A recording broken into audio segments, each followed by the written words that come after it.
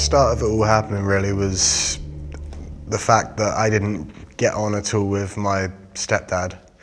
I lived at home with my mum, my stepdad and my little sister. My stepdad at the time, he liked to drink a lot, gamble a bit. Didn't see eye to eye to the point where we ended up getting arrested quite a few times for fist fights. I had enough of it. I realised that if I'd have stayed there, one of us would have ended up either seriously hurt or getting a serious criminal charge for it. It's never a nice feeling to realise that the two people that are meant to be caring and looking after you really can't do as much of a good job as they should. And looking back on it, I was in serious danger. Looking back on it, then I'm quite surprised that neither of us ended up with criminal offences or ended up in hospital.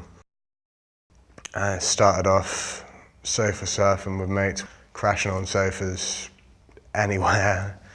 Got in with a couple of nasty characters at the time, but life goes on. School, college and anything else like that was out of the question because I'd spend the whole day looking for my next place to sleep. The first week or two of sleeping on couches wasn't too bad. That's the point where friends go, oh yeah, he just needs a place to stay for a little while, but after the first couple of weeks when you start running out of places to go, that's the point when things get really worrying. That's the point when you start thinking, shit, I am gonna have to end up on the streets at one point or another. It was horrible because you always think, oh yeah, you know, I've got a lot of mates, I've got a lot of people I can rely on.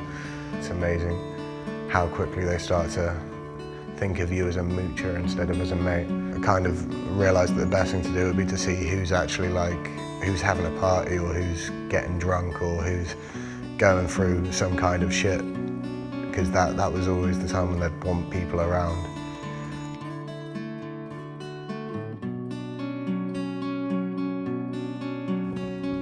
It's always horrible when you kind of, the last kind of couple of hours of panic, I'm gonna be sleeping outside tonight.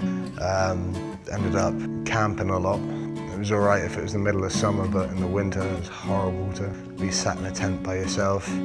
Whenever people see somebody on the streets, they do often take the piss a lot. When there was times that I was camping, I had a tent set fire to. I had someone try and drag me and throw me in a river.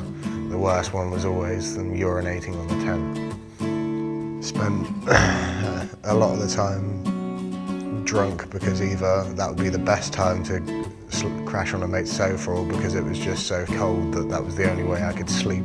I felt a lot of, I guess, anger towards authority. I felt as if nobody gave a shit, really. I felt abandoned. I spent a year in somewhere called the Yes Centre. Found, I guess, the right sort of people, the right sort of help, and I spent a year in supported accommodation. It's a great place to get you started off on your feet if you just came in from having no experience of living by yourselves, but it's almost a stepping stone. It's never easy sharing a house with 3 other teenagers you've never met before. And it's funny how little arguments can turn into massive fallouts. I used to smoke a bit of pot, and one of the girls there was completely anti-drugs, so anytime that I'd come in with a bit of red eye or anything like that, she'd go run into the staff and basically make my life hell. It's all well and good having someone to kick you up the arse when you need it, but if you have that throughout the whole of your life, you're never going to learn to stand on your own 2 feet. If I was going to give advice to anyone in the same or similar situation, it would be find as much support as possible. There is help out there, you just need to get hold of it and grab it with both hands. There's lots of places, the youth inquiry services, connections, they can all give you some help, and believe me, the help that they can give you is better than being out there on the streets by yourself. In the future, I'm hoping to get myself into full-time work. More specifically, I'm hoping to either go down care route or security, more than likely security, because I've got the right sort of build and attitude for security work. I guess I'm hoping to give back to all of the charities that have helped me along my way.